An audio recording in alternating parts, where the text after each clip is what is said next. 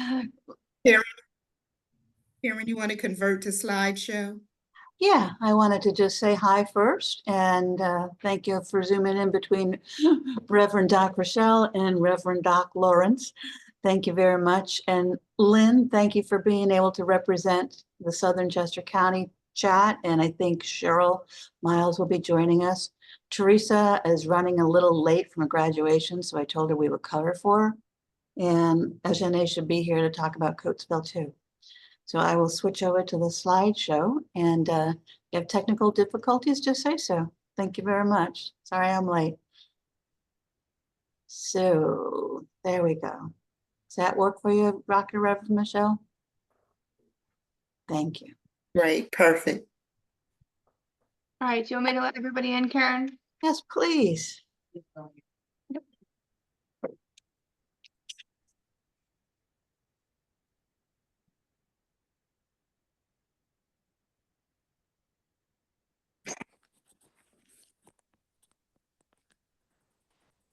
Hello, welcome to Community Conversations. It is Tuesday at lunch, June 11th already. And we are going to talk about Juneteenth throughout Chester County today. And thank you for letting us record it, because some folks are going to miss the session and they wanted to hear more. So I'm Karen Simmons, and I'm the CEO of the Chester County Community Foundation. And we have with us today the Reverend Dr. Richelle Foreman Gunter and the Reverend Dr. Lawrence Claiborne, who are both going to guide us through a background on Juneteenth. And then we have representatives from throughout Chester County who are trying to, are definitely lining up Juneteenth activities for their region, the county. And we'll have a update from you all about the highlights, what's going on. Then we have this fabulous The Truth About Juneteenth video that we'd like to show, and then we'll break into all kinds of discussion, full group and then small groups, whatever Reverend Richelle and Reverend Lawrence would like. How's that? And the PowerPoint is on the website, plus it'll be sent to everybody who registered for today. So with that, I would like to thank everybody who got the word out about our community conversations. And also, here's the ground rules. But first of all, Reverend Lawrence Claiborne, Reverend Dr. Lawrence Claiborne, can you give us some background about Juneteenth and why it's important to celebrate and a bit of the history? I sure can. Thank you so much, Karen. Glad to be here. Good afternoon to everyone who is joined. Again, my name is Reverend Dr. Lawrence Claiborne. I serve as the youth and young adult pastor at the St. Paul's Baptist Church in Westchester. I have experience in education, teaching higher education, some local universities and some not so local universities. This is kind of my area and expertise, and I'm excited to join and share a bit of that. So let's just make this simple. What is Juneteenth? So Juneteenth, or June 19th, is simply just the anniversary of the day that commemorates the end of slavery in the U.S. Okay, many of you maybe at this point know a bit about the history, but let's just do a little more of a comprehensive look at what happened on that day. So in 1865, on June 19th, General Gordon Granger issued General Order Number 3, and it wasn't just General Order Number 3. There were a few orders that were read that day, but the one that's most known and prevalent for this specific holiday is General Order Number 3. And they arrived in Galveston Bay, Texas. Okay, so if you've never been to Galveston Bay, think all the way at the coast. So you're in the Gulf, near the Gulf. So they took quite a trip from the north all the way down to Galveston Bay in the Gulf Coast. So this freed approximately 250,000 enslaved Americans, Black Americans, and this took roughly 2.5 years after the original implementation of the Emancipation Proclamation, okay, and 2 months after the end of the Civil War. So that's probably if you do your math, about 912, 913 days after. That's a significant amount of time from when freedom was written in paper and when freedom was actualized and realized for those in the deeper parts of the South that did not know that they were free. Okay, so Juneteenth is important for a number of reasons. Let's just discuss a few. It celebrates African American freedom as a whole. Okay, but it also is not just a look at the historical freedom, it is an opportunity to visit freedom as a conversation that is ongoing. What does freedom look like then? What does freedom look like throughout history, through the historical struggle? And then what does freedom look like right now and for the future? So it's this call to look at freedom through the lens of our history, but also what it means for present and future generations. So it's kind of an all-encompassing celebration of African American freedom and yes, also achievement. Okay, and the focus of Juneteenth is around community. It's around unity, and I love this term of understanding. So understanding is something so important to the fabric of Juneteenth because the idea is it's not just freedom for African American people. It's understanding that freedom is important for all people, and Juneteenth points not just freedom for African Americans, but it's freedom for all. Okay. Uh, uh, You froze. a lot of what we talk about with Juneteenth is, can you hear me now? Okay, sorry about that. So discussions around unity and understanding are really important. And there is also an element of healing that's attached to Juneteenth. Okay. Our country has a rough history in certain segments, and it's important to heal as a community from those rough segments so that we can begin to forge a path forward. God bless you. God bless you. So Juneteenth also serves as a reminder that it's up to all of us to be a part of the solution. Okay. And the solution is towards freedom. The solution has a healing component, and the solution has all of us in mind at the same time. Next slide, please. So, just again, quick history lesson. This could be a whole course in itself, but I'm gonna do my best to kind of jam it in to the time slot. Okay. So, if you're not aware, the Civil War lasted between 1861 to 1865. Okay. There was two sides, North and South, better known as the Union and Confederate States.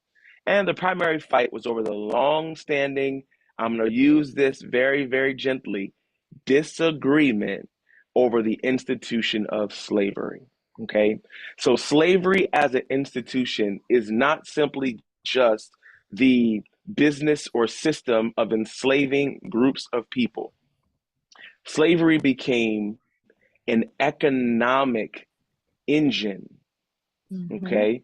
It was an opportunity to provide economic stability for the South through a model that was unjust. Okay. It didn't allow enslaved people to receive any compensation, any benefits, which meant that the profit sharing or the margins were obviously leaning towards the owner's interests and pockets. Okay. And so, beyond just the inhumane degradation, dehumanization that slavery kind of instituted, it was an economic engine. So, the economic realities or what kept slavery in the South at the rate and the extent that it was going on. Okay. And as much as we will celebrate President Lincoln for the Emancipation Proclamation, the reality of the situation historically, if we look at it from a holistic perspective, take into consideration what I just said about the economic engine of slavery. How do you slow down or impact a group that you're fighting against? Well, you impact their economy because you and I know that war is expensive. The cost for soldiers to feed and house, the cost for their equipment, the cost for military weapons, it has a cost. So as much as it was about freeing slaves, Lincoln was acutely aware of the economic reality.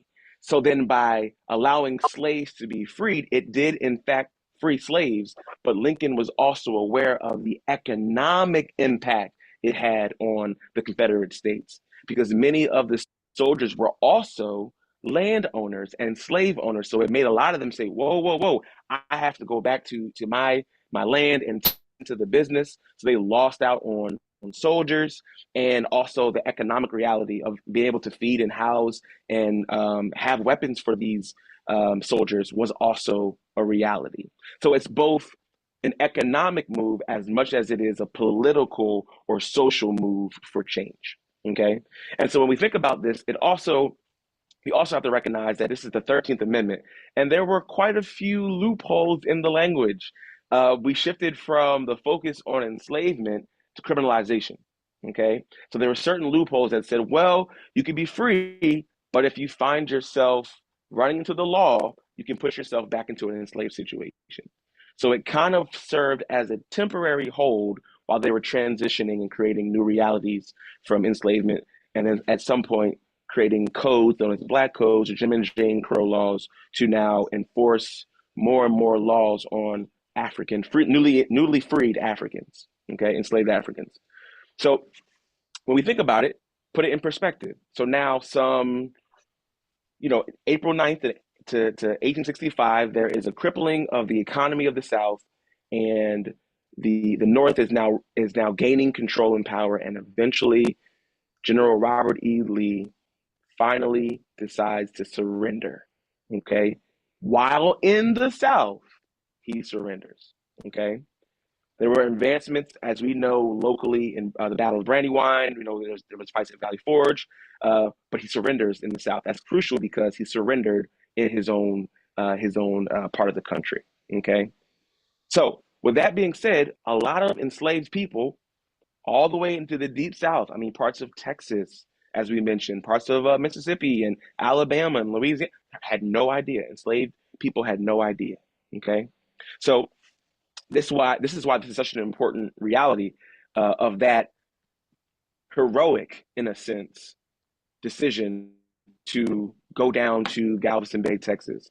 And I want to share this with you that there were nearly 2,000 Black soldiers who decided to travel down to Galveston Bay, Texas, many of whom were husbands and fathers who had not even seen their own families, but were so moved to be a part of this historic moment that they added time served to go be a part of sharing and disseminating such a powerful message to persons who were free but had no idea they were free.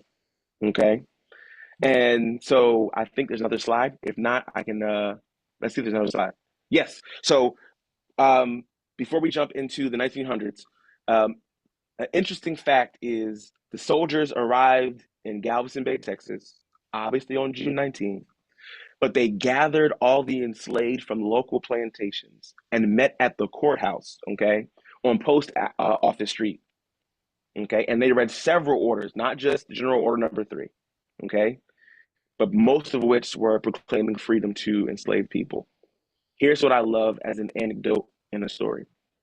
They went from the courthouse on Post Office Street, and then they went with the Black soldiers to Reedy Chapel, which is a church.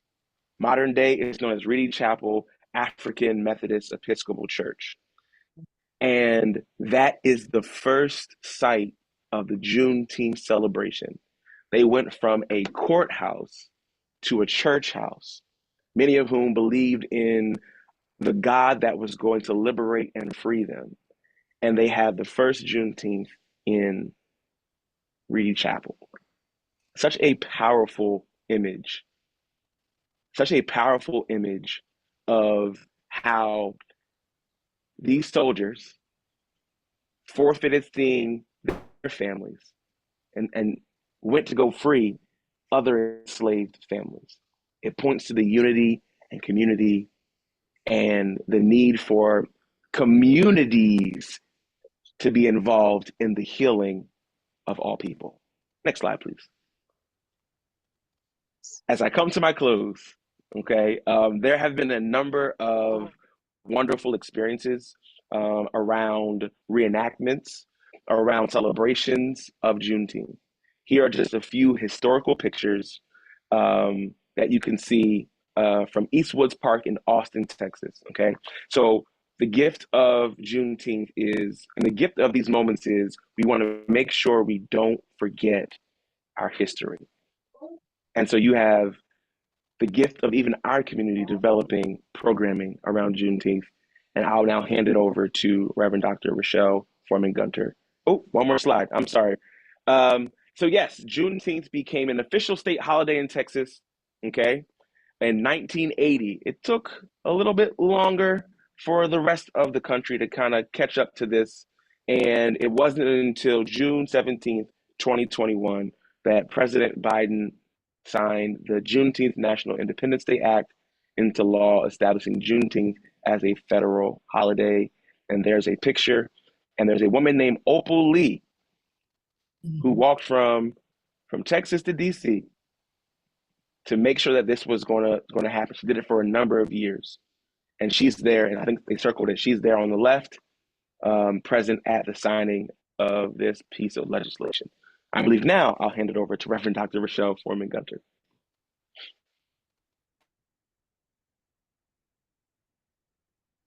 You are muted, Dr. Gunter. Yeah, thank you. Thank you. Hi, everybody. We just want to thank Dr. Claiborne for that really comprehensive history on Juneteenth. I learned some things that we're going to figure out how we incorporate into our celebration this year.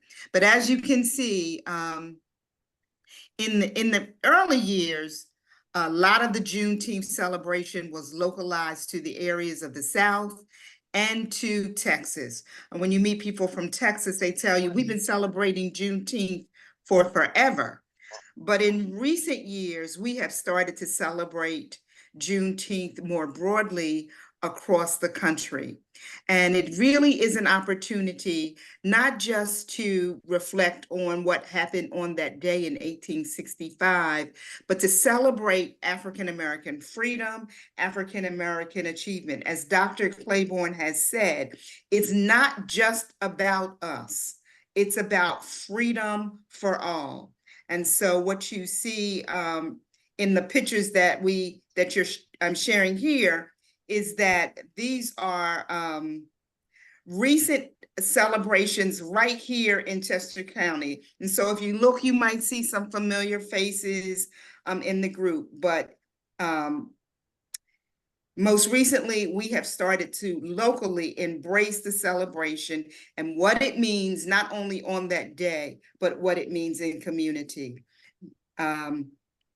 So for this year, you can see in Chester County, all of the places where Juneteenth celebrations are taking place. And we will hear from a representative from each of those areas, the Phoenixville area, the Coatesville area, the Westchester area, and the Kennett area as well. And so I want to encourage you, if you're looking for a celebration in your neck of the woods, you will probably find something throughout the month of June, but specifically from beginning this weekend right through the week until next weekend.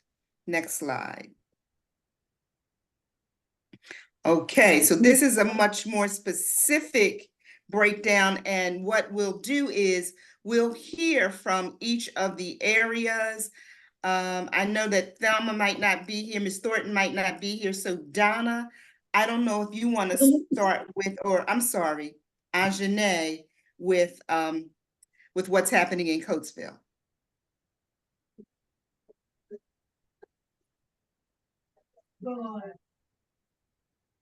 Good afternoon. Good afternoon. Afternoon. Welcome. Well, I wasn't ready to go first, but I am happy to go first. Thank you. And talk a little bit about what we are doing here in Coatesville. I believe that Donna is on the call, and if there is anyone else from our beautiful city of Coatesville, please feel free to chime in and join in talking about what we have going on. So as you see, some of the flyers in front of you represent some of the things that have happened and will be happening. Just as a to sort of lay level set and to bring you into what we have been doing, what we decided to do here in Coatesville is to really join in this county-wide effort to celebrate Juneteenth. So we put a lot of our events towards the beginning of June to make space and to allow people to move throughout the county without the least amount of conflict as possible.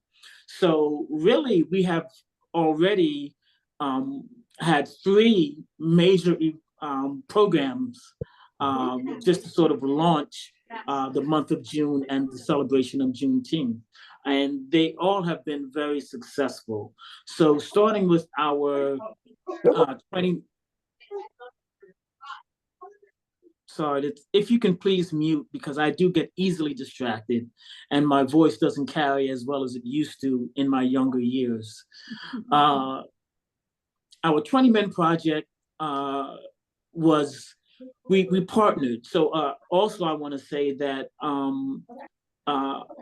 the NAACP has been our leader in our programs for Juneteenth this year.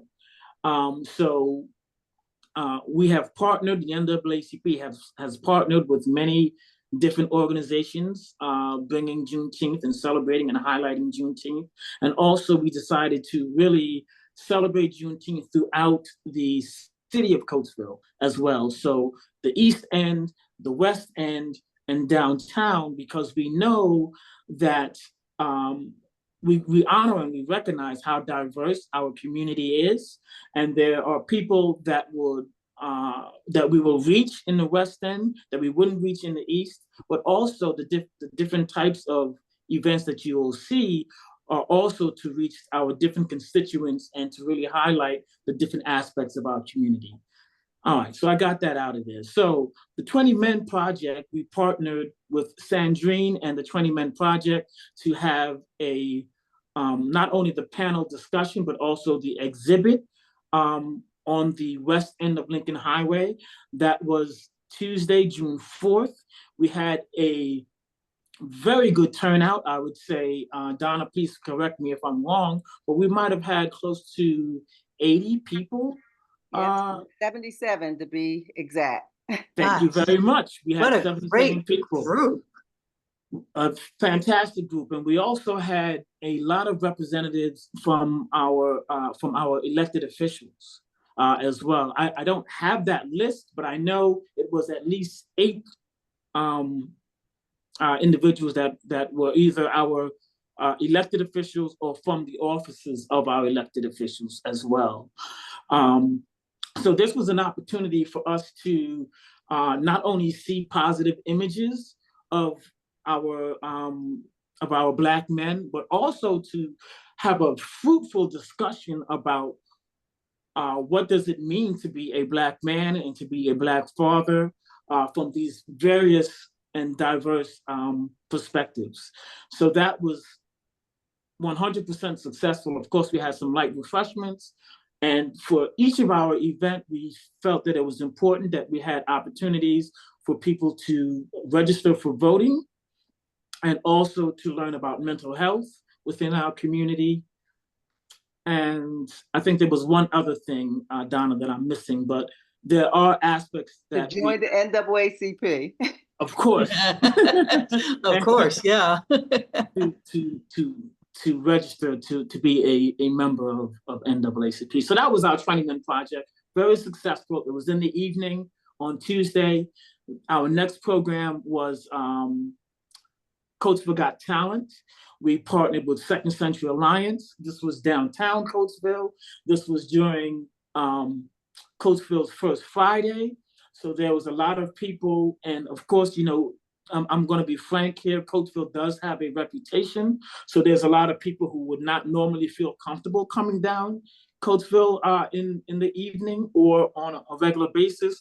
But Coatesville's First Fridays is a very welcoming environment. And there's a lot of people that would visit Coatesville downtown during First Fridays that would not normally come during an event. So we felt that it was a good opportunity to capitalize on that, to welcome people to that, and to have our Coatesville Got Talent. We had a number of young people show up, various musicians, singers, dancers, performers, etc., to really highlight our talent. This was more so really looking at the creative aspect of our young people and really putting them out there. So that was Friday, June 7th. 2 days ago, Sunday afternoon, June 9th, we had our gospel festival and Power of Praise. This gave an opportunity for us to bring our worship leaders, our young worship leaders, and our churches together throughout the city.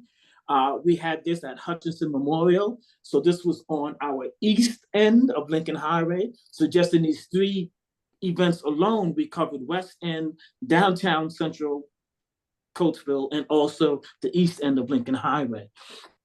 This also was in the afternoon as well, giving people an opportunity to, go to church in the morning and then come back with us in the afternoon. We had representation from various churches.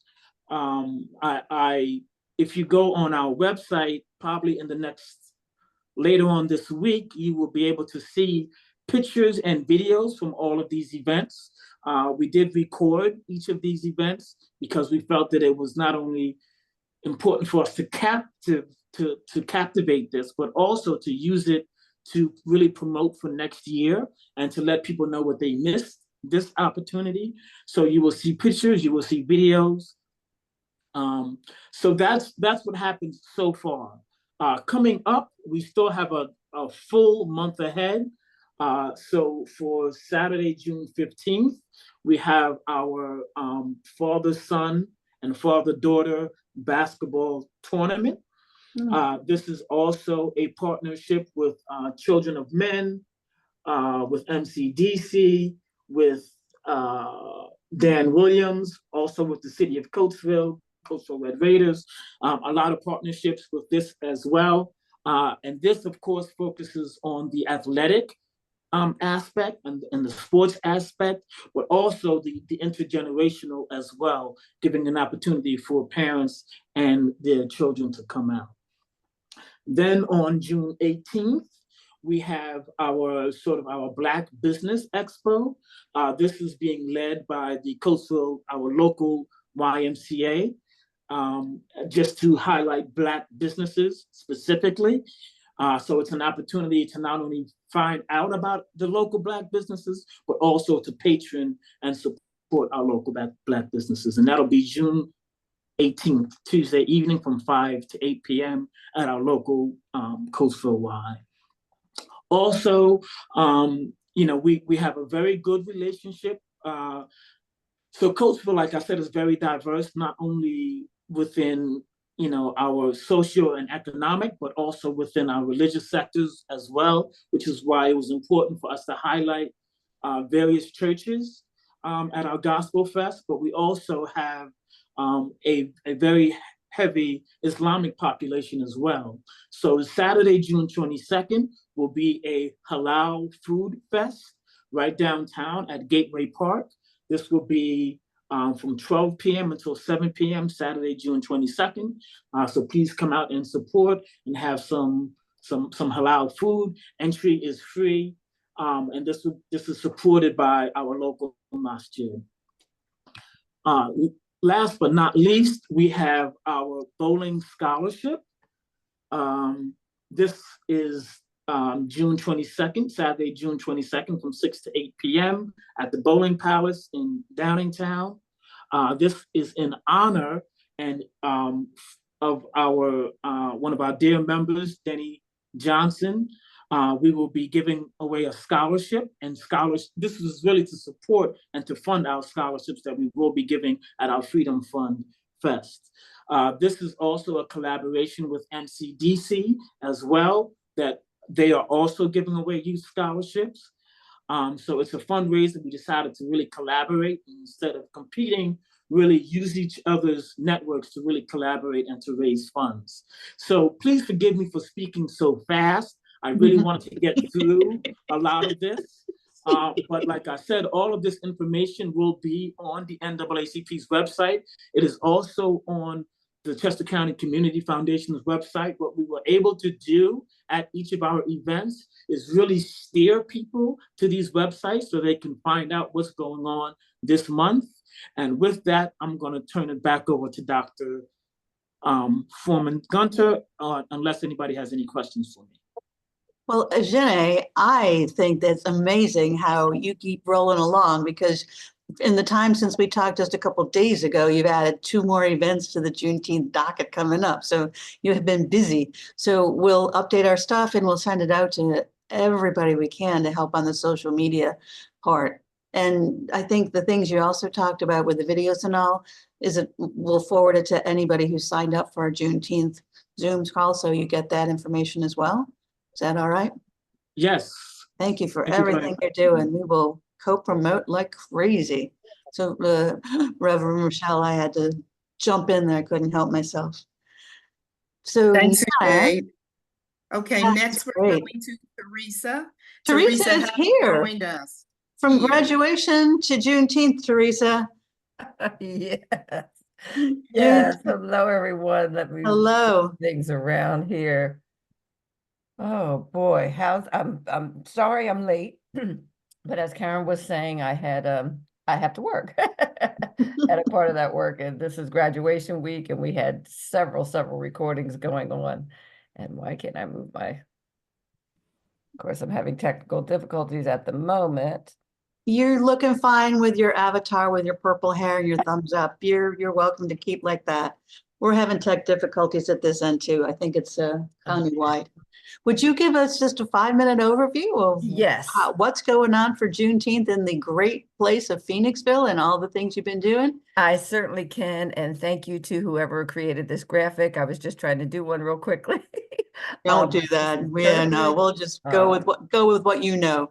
All right, let me show my face now for those of you who Oh. can see me. So yes, what we're having this year, I want to say the newest thing that we're having is an open mic, and I'm not sure that that's on here.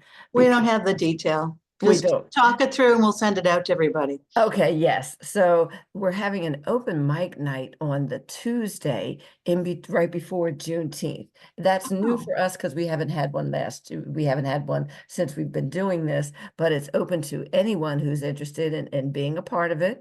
We're asking for a donation. We're not charging anyone to come and see it, but we definitely are looking for folks to come out and participate on it. That'll be Tuesday at the Rec Room in Phoenixville, which is on the main strip, Bridge Street in Phoenixville. Our big day is happening on Sunday, the Father's Day, the 16th.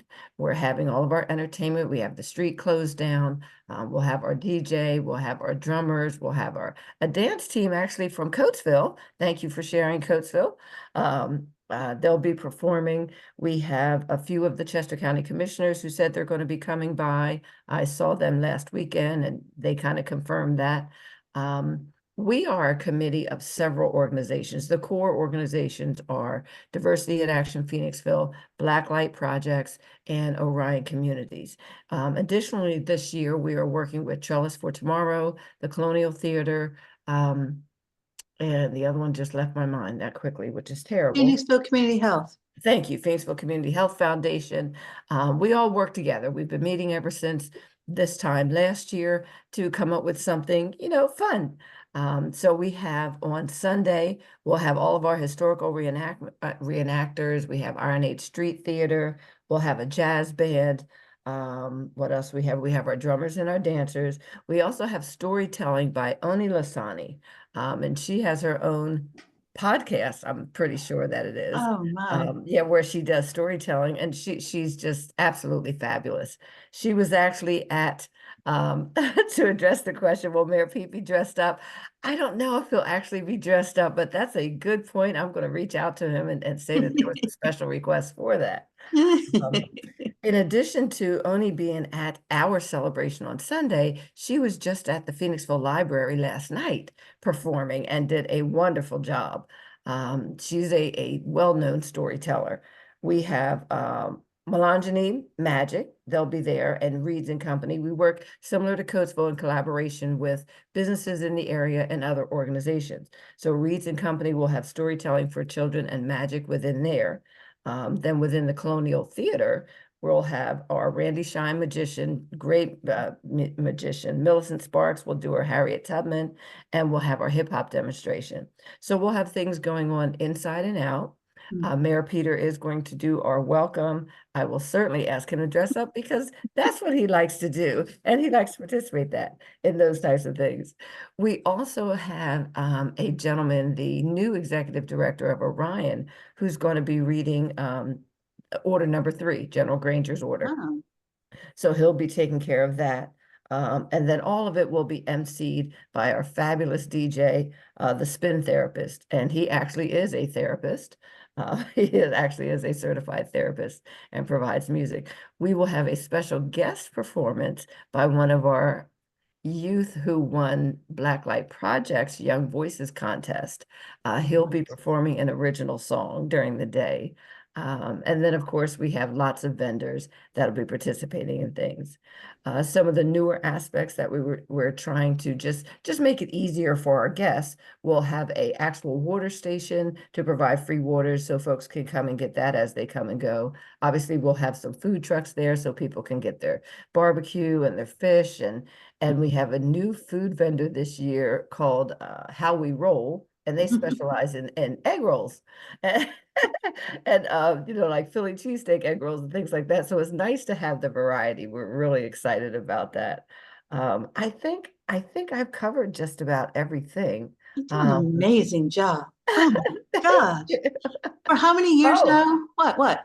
I've forgotten, and we have our fabulous T-shirts, which were designed by a local community member, which I think every one of you have gotten at least some type of announcement about the T-shirts. The pre-sale is over, but they will be available on the day of Juneteenth, and it's a red, black, and green Phoenix.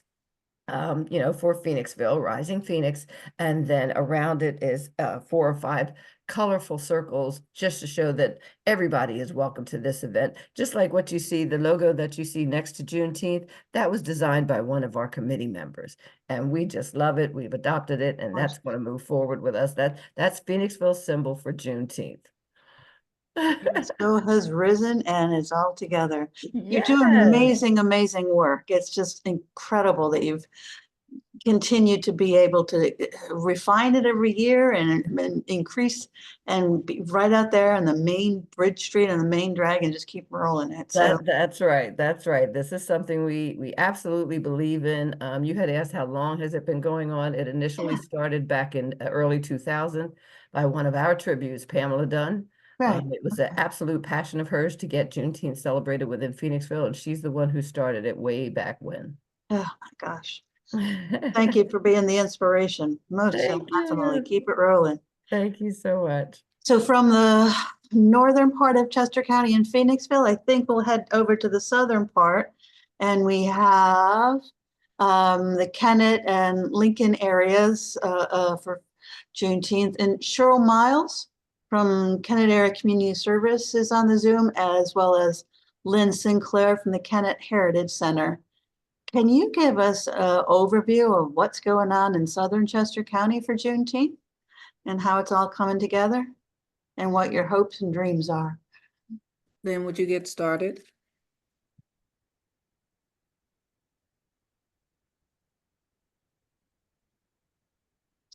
Is Lynn? Lynn is her square doesn't have her picture on it anymore, Cheryl. Okay. Lynn, oh, there you go. Sorry, Wait. I couldn't access my buttons at the bottom. I'm sorry. I think I'm here now. You're here now. Okay.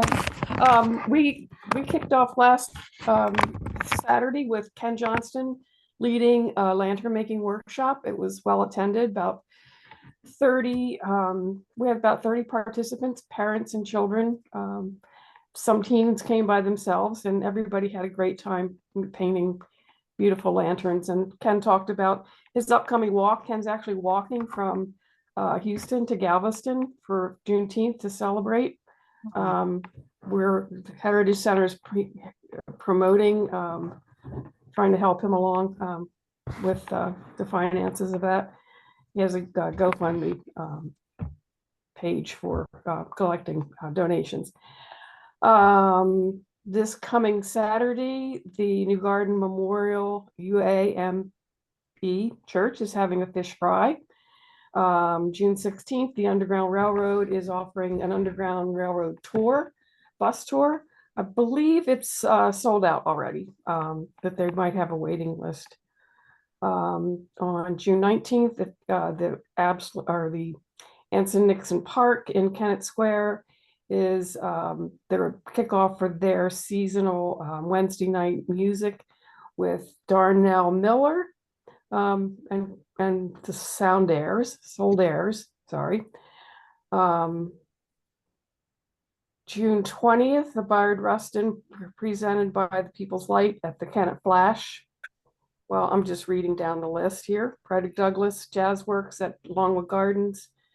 Cheryl, you want to talk about the African Marketplace?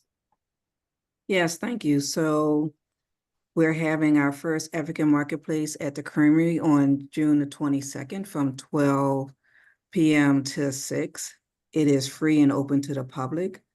We excited that we have about 20 vendors featuring Black-owned businesses with various different products and services to be able to share with the community. We have our DJ Tim Dog from Wilmington, Delaware, who is well known in the southern end of Chester County and Wilmington, who will be setting the atmosphere for a lot of fun and dancing. We are excited to have the 2GBTG Productions, who will be telling a story about Juneteenth. We also have the 20 Men Project.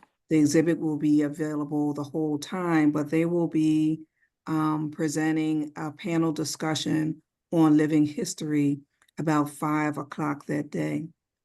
We have the 40 Plus Double Dutch Club that is coming to do a demonstration as well as give instructions and for other people to be able to join in. And then we have a Ghanaian dance and drumming group that will be performing in their native clothing and their music and engaging the community. So we're really excited about the energy that's come into putting this together, and we're just welcoming all of the community to participate because I believe it's something for everyone. Some of the activities are free, some of course are by cost, but fellowship and music are always free and is always unifying. So hope to be able to see you there. Thank you, Cheryl. I love that quote. Fellowship of music is always free and unifying.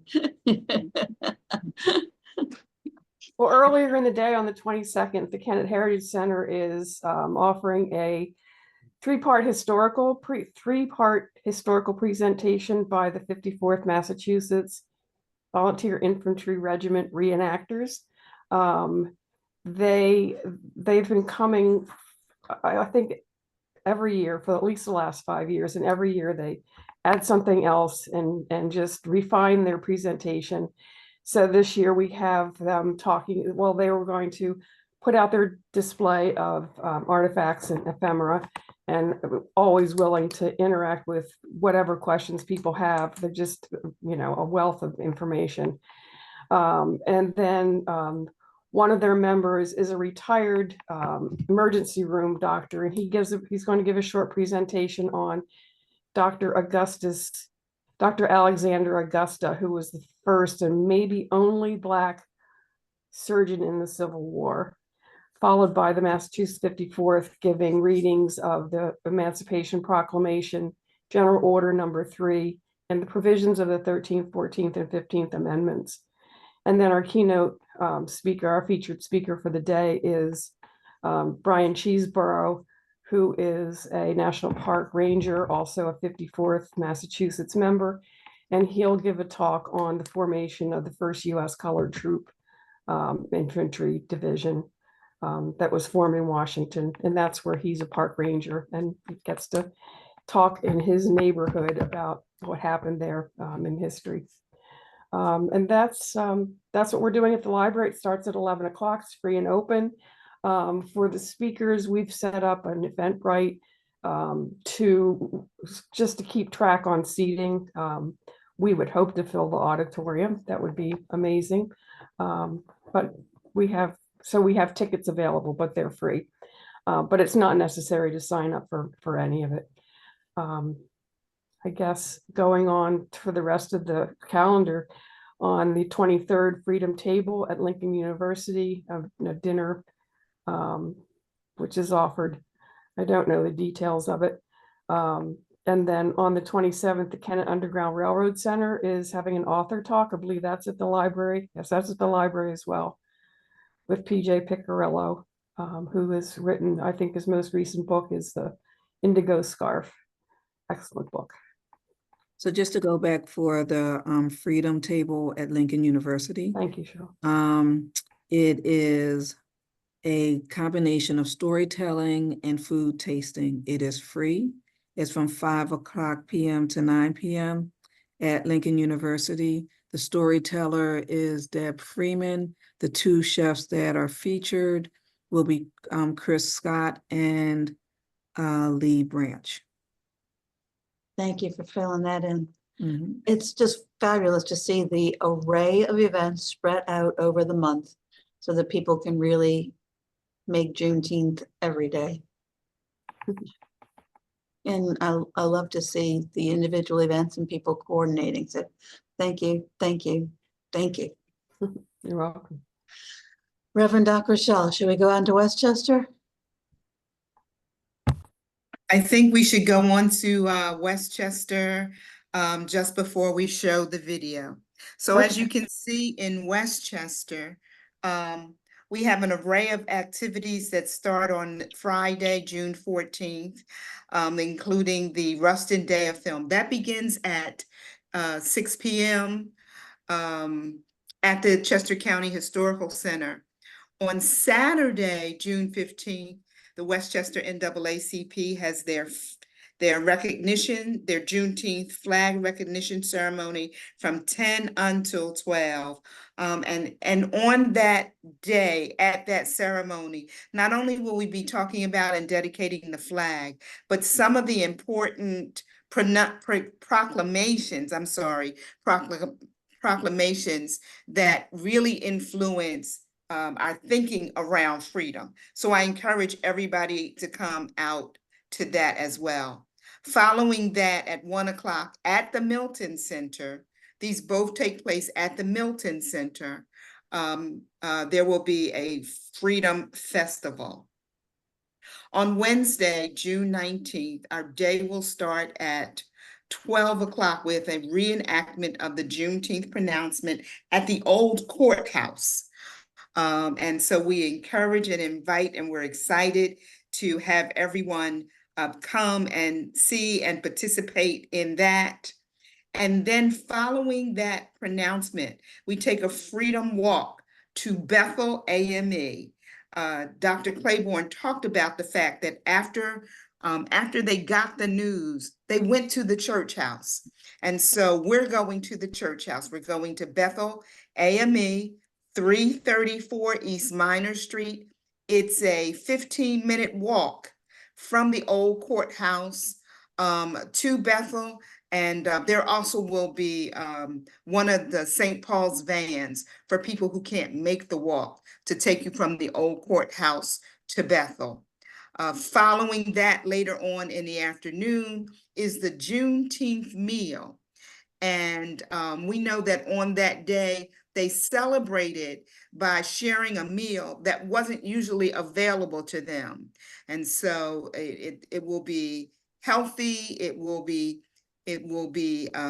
include cornbread and watermelon and all of those things that are part of the celebration of a meal. And in addition to that, there will be a keynote conversation. That conversation will be between Joyce Chester and Mike Duncan of Chester County Hospital around what freedom means now, and freedom to to take care of our bodies in a way that we only have been learning to do since the end of slavery. And so there'll be a full day, a full afternoon of activities on Wednesday, June 19th. And then there will be walking tours from the 19th through the 22nd there at Ruston, as well as the Underground Railroad walking tours from the June 19th to June 22nd. There is no cost, and there's a scan code we're asking people to complete just so we keep track of registration for the meal. But we want to invite the entire community to come and participate. Our commissioners have all said that they're excited to join, as well as some of our local politicians who are excited to be there on that day. And if anybody has an acting bug, please reach out to me, because we still have room for people who are interested in being part of the reenactment.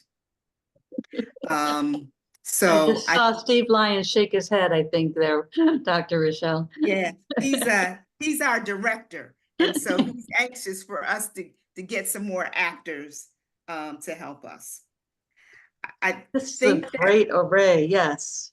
Yeah, that covers it. And we should probably go to the video if we can, because I think that video is really important. All right. I know we'll head to the video next. And then when it's done, it'll be past our 1 o'clock time. So we won't be able to pull discussion together. Does that work for you? If anybody wants to stay on, you're welcome to stay. Do you, Bertha, you had your hand up. Do you have a question or comment before we go to the video? Can we entertain that? You can unmute yourself if you would, Bertha. I'm sorry, I was just going to say, since the video will go over our time, would there be, I just wanted to make a quick announcement that there will be another Juneteenth statewide event. Oh yeah, please, yes. What is it? Just real quick, will be Pennsylvania Hallowed Grounds next Tuesday evening, June 18th. Pennsylvania Hallowed Grounds will present one of our Stewart roundtables, and it's going to be about Juneteenth and cemeteries. And so we have 3 renowned speakers: Joe Becton, and I'll, the details will come later, but Joe Becton, Lynn Wood Sloan, and Ron Brown, who's considered like Mr. Juneteenth. He's the one who puts together Juneteenth celebrations throughout the state of Pennsylvania. So is this going to be on Zoom, Ms. Jackman? It's going to be on Zoom next Tuesday evening. All right, so we'll get the link out to everybody, and we'll help you co-promote it. And yeah, we'd love to get that on the overall docket too. That'd be great. Okay. Thank you. Any other comments or things to add? I just want to say this is an incredible month. So let's go to the video, and then let's catch up on Juneteenth at Juneteenth events throughout the region. All right. Thank you, everybody, for joining us today. We're going to go over time, so sorry, but let's go through video, all right? Thank you. Let me share again. So.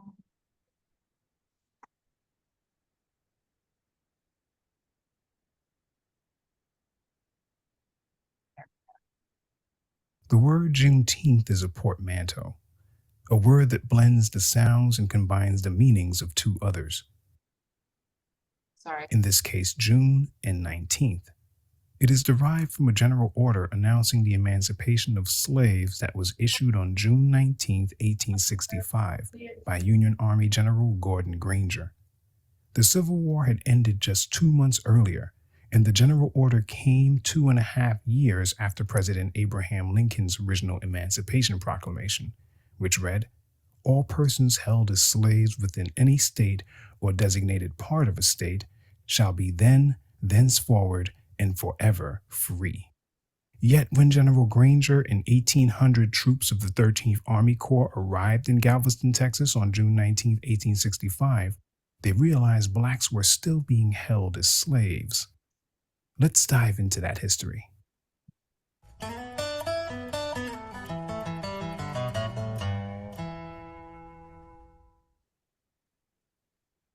Hi, Mark Barden at Sandy Hook Promise here. When the gunman... Confederate General Robert E. Lee surrendered in Virginia, and Texas, which had seceded from the Union on February 1st, 1861, formally fell. This was the reason for General Granger's visit, to assume authority over the people of Texas and enforce Lincoln's original proclamation, which was issued January 1st, 1863. While the Emancipation Proclamation had seen close to 200,000 blacks enlist in the Union Army to fight the South, 250,000 slaves remained in Texas following the war and were shocked by Granger's General Order. General Order No. 3 was handwritten and read by General Granger as he stood on the balcony of Ashton Villa, former headquarters of the Confederate Army. This officially ended slavery in the state of Texas. The order reads as follows. Headquarters, District of Texas, Galveston, Texas, June 19, 1865. General Orders No. 3. The people of Texas are informed that, in accordance with the proclamation from the Executive of the United States, all slaves are free.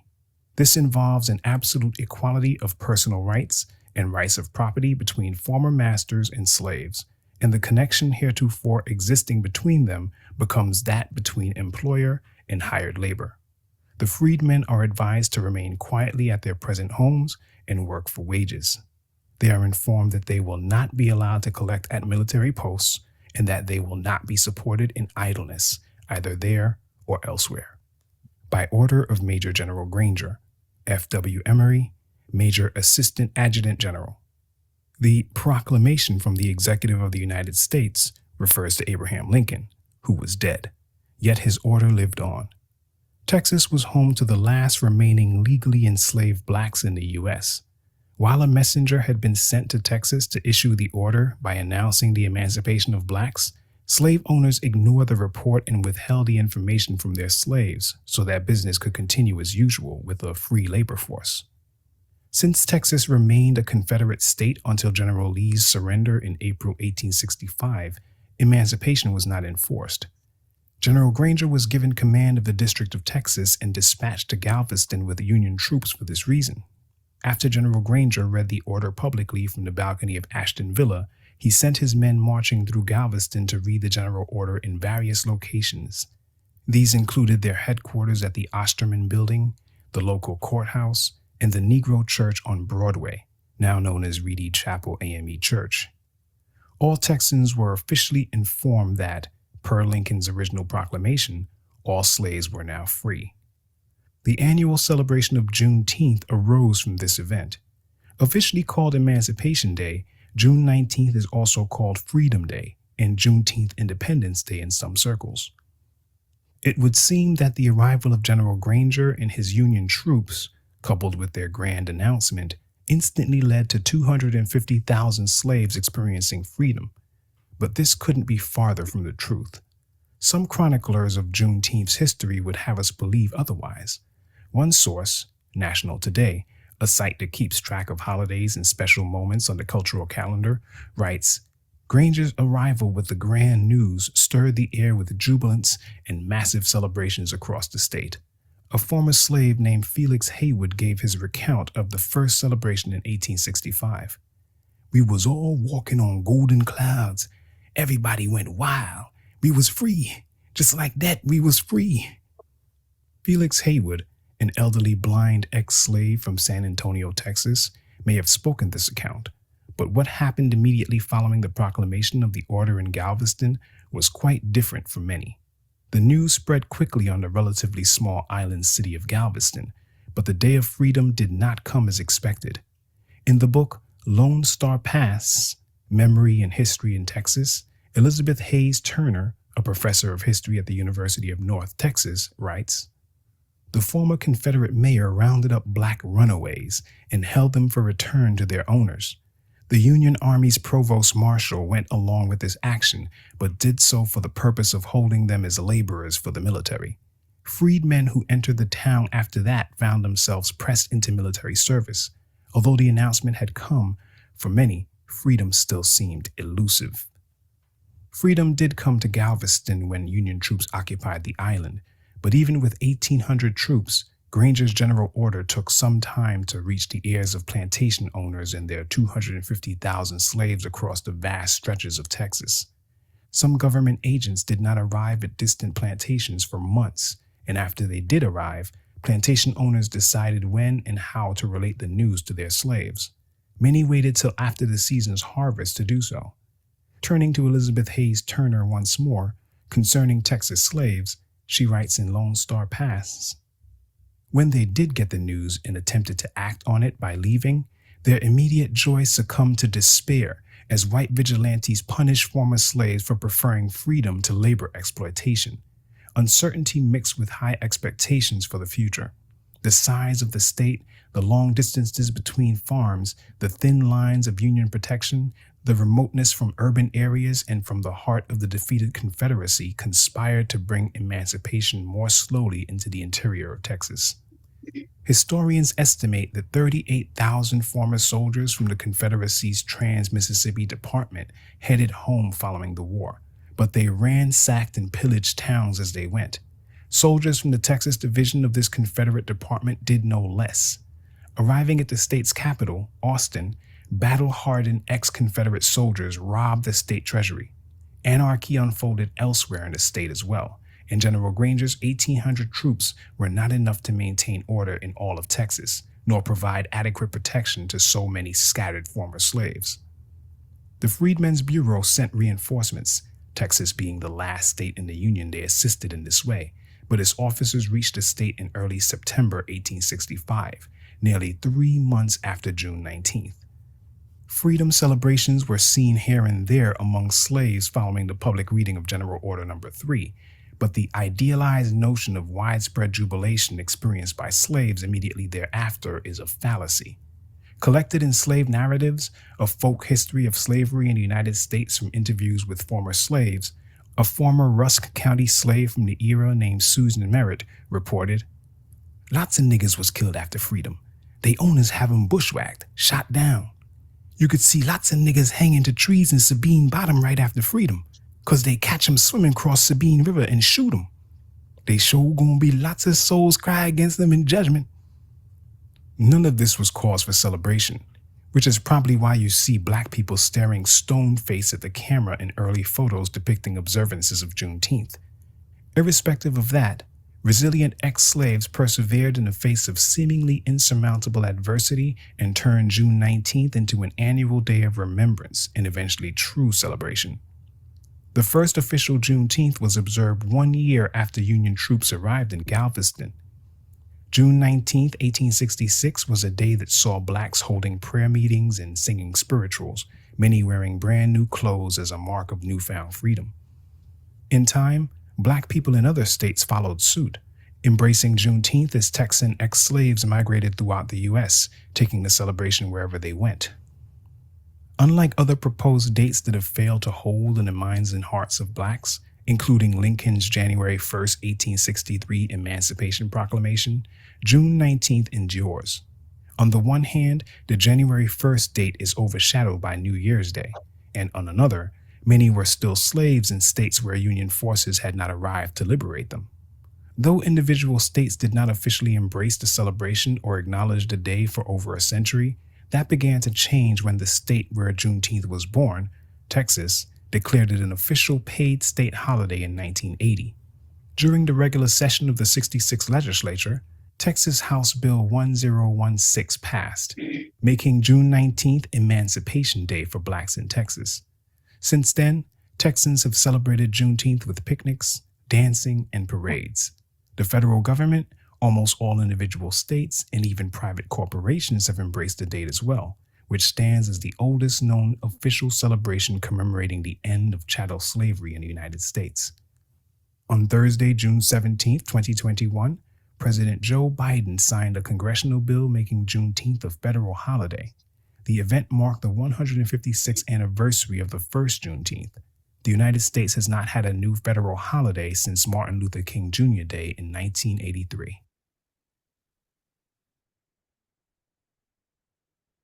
The subject of this video was featured in the Black History Activity Book. To order a copy, click the link in the description and browse the product page on my website.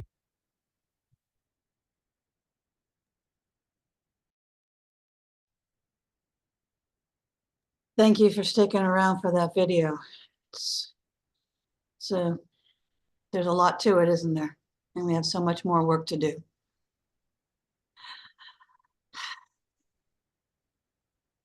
There is a lot to it, and I'm excited that so many of you stayed around to watch it. And so typically after watching a video, we would give people an opportunity just to express their reaction, any comments they might have had about it. So you can open your mic, and if you want to share something that resonated with you, this would really be the time to do it. This is Bertha Jackman, and I thought the video was fantastic. And the whole time I'm thinking, we need to have this video shown everywhere on all levels to help educate people as to what really happened.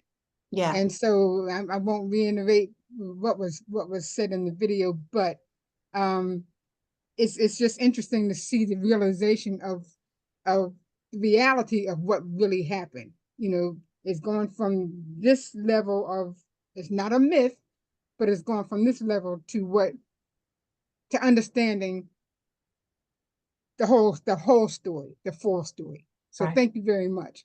And I'm just thinking about, and I didn't write down, you know, how to get that video, but I'm gonna have to get that information. We'll resend the PowerPoint, and it's got links to the video in it, as well as the title of the video, and it's on YouTube for free. It is a powerful, wonderful video that and it's so accessible. So yeah, it's Thank you. And I also enjoyed Reverend Dr. Lawrence Claiborne's presentation in the beginning. And I was also thinking that presentation should be shown all over the place because it pairs with the video that we just saw.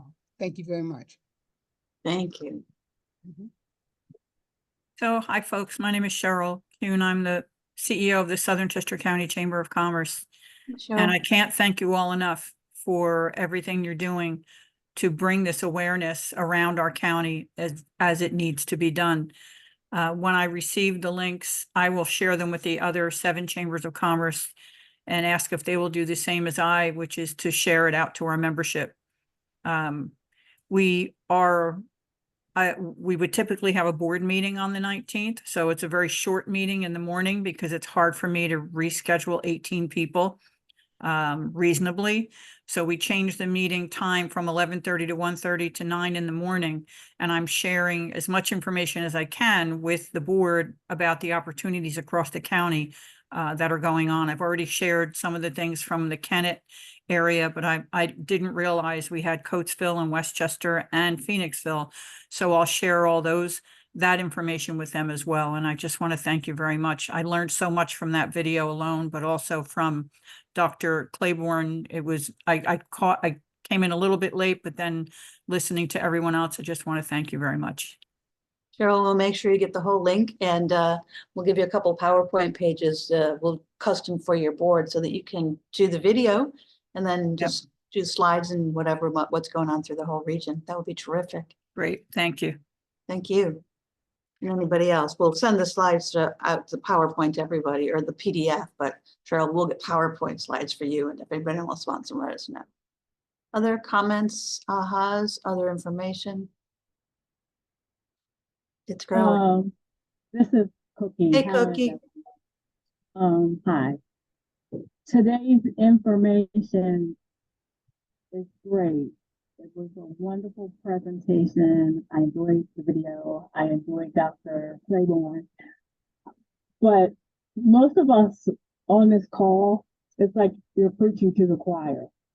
So we need to figure out how we can get all of this information and this truth to a broader spectrum.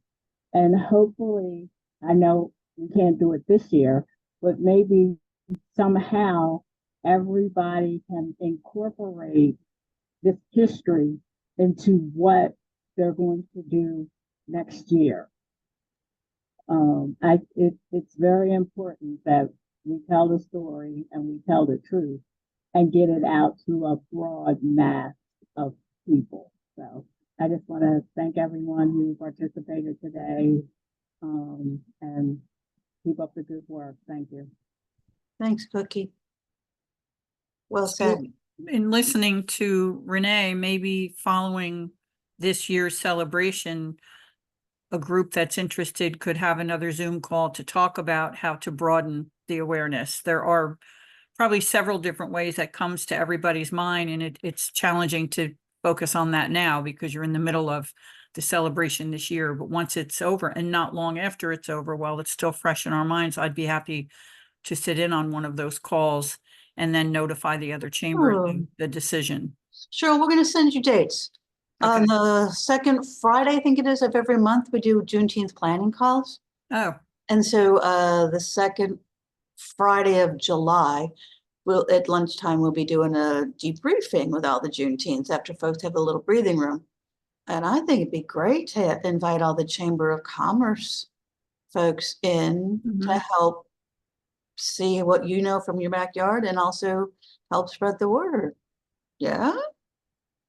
Yeah, we represent the business communities. So, but the majority of the people we represent live locally. So they're also residents. Okay.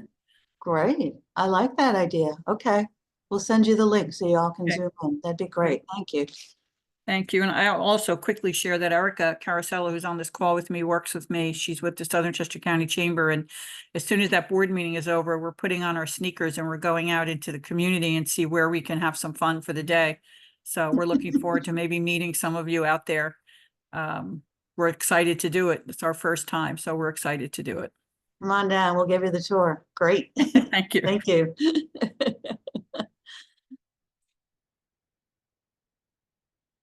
Teresa, you have anything you'd like to add? I do. Okay, Mother Teresa, go for it. I'll just make it really brief. I think if we could have, I absolutely love the coordination that the foundation has been doing for our Juneteenth committees and regions. And that's great. I hope that never ends because it's just absolutely wonderful. With regard specifically to this video, I'm wondering if we need to have, or if we should have, a type of strategic planning meeting specifically around how we all can create some type of presentation with this video, even if we have it on different days, something of that regard, to see what that would look like, or have one presentation in each one of the regions focused on this video with a conversation, something along those lines. Oh, you mean taking the video that we just saw and having a discussion about it? Yes. Yes, but to initially have, the major players within the various regions come together, really try and strategize about what's the best way to present this video on a regular basis at our independent Juneteenth events. But let's make it consistent, whatever that is, let's use it for each one of the regions. Something along those lines. That's just what I was thinking. It was what we were talking about yesterday, Karen, about having the video and a talk back. So that the video would be paired with a conversation, because I think that the initial response is one that's really important. For most people, there's a bit of new information in this video that people have a reaction to, but we talked about the value of having a talk back, showing this video and having a talk back. And I don't think it's too late to think about doing it after Juneteenth, because I think that people will still be resonating with the celebration and their own ideas about freedom, and then freedom then and freedom now. So I know that thinking about next year makes sense, but I think because it's available on YouTube, it's possible to have those coordinated, organized even sooner than next year. And you know what, Karen, jumping on what she just said, and maybe this is also something that could be incorporated into America 250. Yeah, that's what I'm, You yeah. know, that thank you, whole Bertha, talk back. going- Yeah, oh, yes, I just, yes, I'm, I'm laughing because I just sent you all an email to see if you could help us during our idea council meeting next week. And I think this is part of it. It's how to have Juneteenth and Independence and what those community conversations and talkbacks look that we can get going immediately. Mhm. They don't have to wait. We want them to be broader and live throughout the region as well as on Zoom, but live ones too, like in the libraries or at the Colonial or wherever makes sense, or the Wise, whatever makes sense. Yeah, I think we got some momentum going. Okay, Yeah, so one more point that yeah, sure. someone said that, I think it was, I'm not sure if it was Richelle, that you said following this year to find a way to utilize the video, that we don't have to wait until next year to utilize the video. We can start this year. Are there any members of the military that are involved? Because members of the military command attention in some ways, like they bring an audience that you normally wouldn't see. So perhaps there's a way, and I don't know how, but perhaps there's a way to include members of the military in this awareness and as part of the video, because so much of the video had to do with the military, that to show that relationship and that they support what you're trying to do here might make a difference, or might bring another audience in that you normally wouldn't get. And you know what, Cheryl, you have a good point. And I think if we reached out to, I can't think of what our representative's name. She's a veteran. She would be all on top of that. Chrissy Houlihan. Yes, yes. And Thank you. there you Yeah. go. Chris Paoli. Yes. Chris Paoli, we've got a few. Yep. Interesting. Okay. So to really take it as a way to broaden the conversation throughout the summer, throughout the region, so people are talking about the same thing at the same time frame. So you think in June, July, running it out throughout the region. Is that what I'm hearing? I like it. Okay. I'll put a note out to see if we can get some planning heads together on Zoom so that we can start to go. And Kim Cook, thank you for your inspiring, enlightening, empowering, and more to come. Yeah, this is the continuing process of making this happen year round. Yeah, let freedom ring, liberty, and justice for all. For all, that's right. What a concept. Yeah. And real history stories, what really happened. Yes. Yeah. Uncovering what was covered. We're not done, we're just onward. That's right. All right, this will continue, my pledge. Thank you, everyone. All right, do your great programmed activities. We got more to come. This is why we keep adding to it. That's right. And I thank you, Reverend Dr. Lawrence Claiborne and Reverend Dr. Richelle Foreman Gunter for leading our thoughts today. And we will all be back with much more to come. Thank you. And we'll send the links out within the next hour or so, okay? Okay, Thank you. Thanks, everybody. Wow.